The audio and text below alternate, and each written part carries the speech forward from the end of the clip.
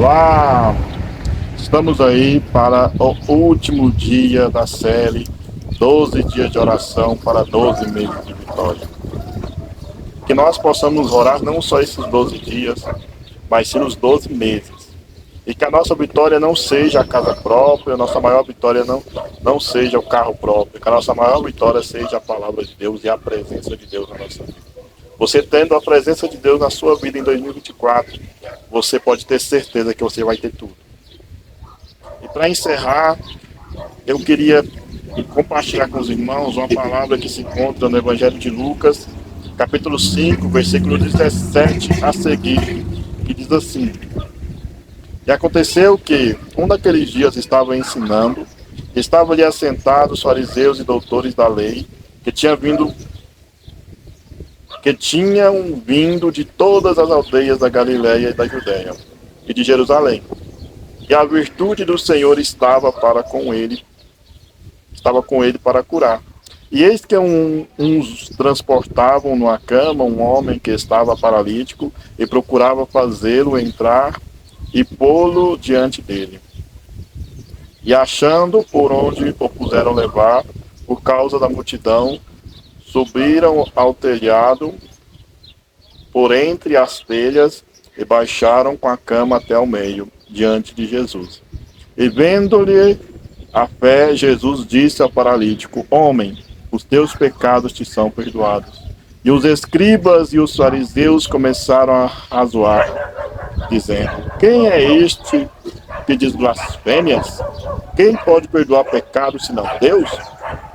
Jesus, porém, conhecendo os seus pensamentos, respondeu e disse: Que razoais em vosso coração?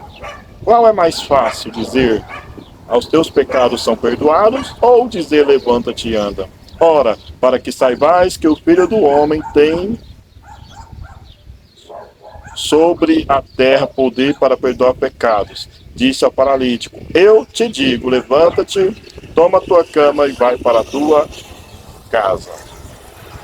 Meus irmãos, esta palavra, ela me chama muita atenção, porque aqui nós vemos um trabalho de equipe. Né? Jesus, a palavra do Senhor nos diz, né, que nós devemos sim trabalhar uns pelos outros e pensar uns pelos outros, né? Lá a Bíblia nos fala, né, que é bom e que é suave que os irmãos vivam em união. Salmos 133. E quando eu leio esta passagem de Lucas, capítulo 5, do versículo 17 a seguir, que você também pode encontrar no Evangelho de Marcos, capítulo 2, eu fico imaginando quão maravilhoso foi para Jesus realizar aquele milagre. Não que os outros milagres não tenham sido maravilhosos, mas eu fico imaginando Jesus olhando para aqueles homens, porque Jesus é Deus, então ele conhece o problema de cada um. E havia 4 pessoas ali que estavam carregando um homem numa cama. Imagina Jesus conhecendo cada um daqueles 4 homens que carregavam aquela cama, sabendo dos problemas de cada um deles. E de repente Jesus vendo que eles não estavam preocupados com seus próprios problemas, mas sim preocupados com aquele homem que estava na cama. Eu fico maravilhado com isso, porque nós vemos pessoas ali preocupadas com o problema dos outros, coisa que é rara. Hoje em dia está muito raro você ver pessoas preocupadas com o problema dos outros e não focar somente nos seus próprios problemas. Jesus, ele estava ali ministrando a palavra. E aquele homem já teve uma das primeiras dificuldades dele para chegar até Jesus. Imagina ele querendo ir até Jesus e não podia ir porque ele estava numa cama, ele estava acamado. E então ele encontra 4 pessoas, 4 amigos, né? Porque isso é que é amigo de verdade. Leva ele até Jesus. O verdadeiro amigo é aquele que nos leva até Jesus, não aquele que nos afasta de Jesus. Se você tem um amigo aí que anda te afastando de Deus, você pode ter certeza que esse aí não é amigo. Amigo de verdade é aquele que ora com você, é aquele que lê a Bíblia com você, é aquele que está sempre te aproximando de Deus. E aquele homem tinha verdadeiros amigos. Agora imagina ele em cima de uma cama, ouvindo falar de Jesus, querendo ir até Jesus, mas não podia porque ele estava entrevado. De repente, os seus 4 amigos se prontificam: não, nós vamos te levar até Jesus. Não seja por isso, você vai conhecer Jesus e Jesus vai te curar. Então aquele homem, conjecturando eu, fica todo alegre, fica todo feliz. De repente nós podemos ver que os problemas dele e as dificuldades dele não pararam por aí. Porque quando eles chegam na casa onde Jesus estava, ele se depara com a grande multidão que sequer abriram passagem para ele passar. Se por um lado tinham 4 amigos caridosos e solícitos, por outro tinha uma multidão egoísta que não estava preocupada com aquele homem, mas sim em elas mesmas se encontrarem com Jesus e receberem as suas bênçãos, saber quem era Jesus, ou receber algum milagre que estavam esperando, mas aquele homem, ele não tinha condições. Então, imaginando eu, conjecturando eu, quando chega a ter naquela porta ali, ele pensa, estava bom demais para ser verdade. Eu já passei por isso. Já passei por histórias parecidas, na qual, quando parecia que ia dar tudo certo, de repente acontecia alguma coisa errada, e eu pensava comigo, nossa, estava bom demais para ser verdade. Eu sabia que ia dar certo, é o pensamento que passa na cabeça da gente. Agora imagina ele se conseguiu alguém para levar ele até Jesus, e quando ele consegue, ele se depara com a multidão. Mas, para sua surpresa, ele não tinha só bons amigos, né, que eram aqueles 4 homens. Ele tinha grandes amigos, porque eles não se contentaram com aquela barreira, com aquela dificuldade. E o que eles fizeram? Passaram o homem pelo telhado. 2 coisas aqui me chamam a atenção. A primeira é que você não tem que olhar para a dificuldade, você tem que olhar para a solução da dificuldade. Então, quando você vai servir a Deus e você está olhando para Deus, está olhando para Jesus, toda dificuldade se torna pequena. Então, esse é um dos pontos que eu quero destacar aqui. Segundo ponto, você tem que andar com pessoas que tenham a mesma visão que você. Agora, imagine se daqueles 4 homens, 3 apenas quisessem passar pelo telhado, 3 apenas quisessem vencer aquela dificuldade, e um falar, não tem jeito, vamos embora. Nós viemos até aqui, não vamos conseguir encontrar com Jesus, não vamos conseguir levar o nosso amigo até Jesus para que Jesus possa curar ele. Acho melhor nós voltarmos para trás. Imagina, se 3 pessoas estivessem determinadas e uma não. Isso atrapalha totalmente o processo. Então, não basta você simplesmente andar com pessoas boas, com pessoas com a mesma visão que você. Você precisa se certificar se eles vão estar dispostos a ir com você até o final. O que eu estou querendo dizer com isso? Nós devemos excluir, nos achar superiores? Não. Mas simplesmente, muitas vezes, nós deixamos de fazer coisas, nós deixamos de ir além na vida espiritual, na vida material, nós deixamos de voar, porque tem sempre alguém do nosso lado para nos dizer que não vai dar certo. Tem sempre alguém do nosso lado que está colocando um impedimento maior do que ele é na verdade. Então aquele homem naquela cama, ele teve o privilégio de andar com 4 amigos com a mesma determinação e com a mesma fé. E foi isso que fizeram eles enxergarem que aquela dificuldade não era nada, que eles, se não podia passar pela porta, vamos passar pelo telhado, sem problema nenhum, não seja por isso. E eles passaram pelo telhado. E foi isso que chamou a atenção de Jesus. Jesus viu aquele homem passar pelo telhado. Quantas e quantas pessoas às vezes não têm dificuldade nenhuma e não vão até Jesus? Quantas e quantas pessoas não têm limitação nenhuma e não procuram Jesus?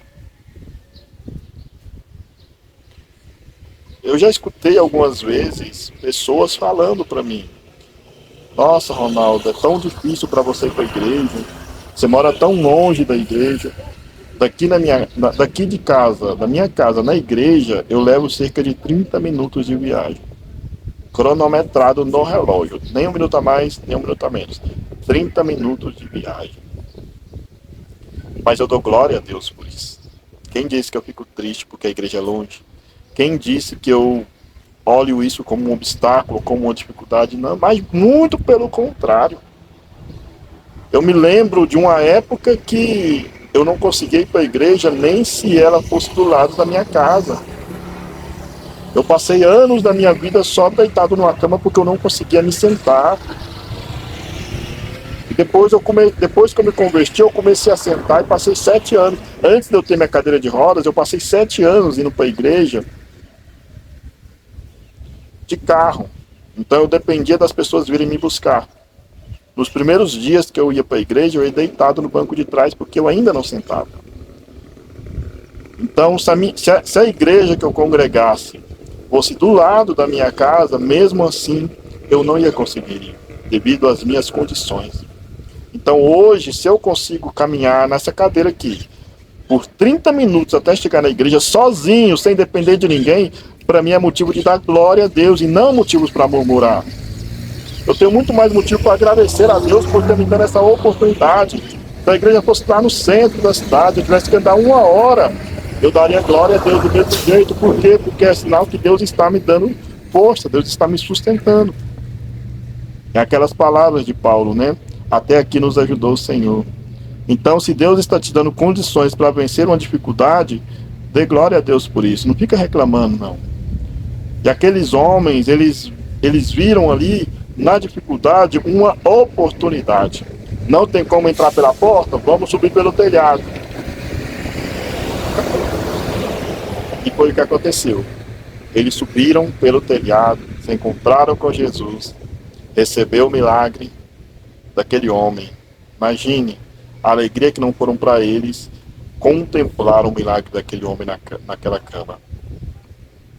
E para encerrar, eu quero dizer que pessoas criticaram Jesus por estar perdoando pecados.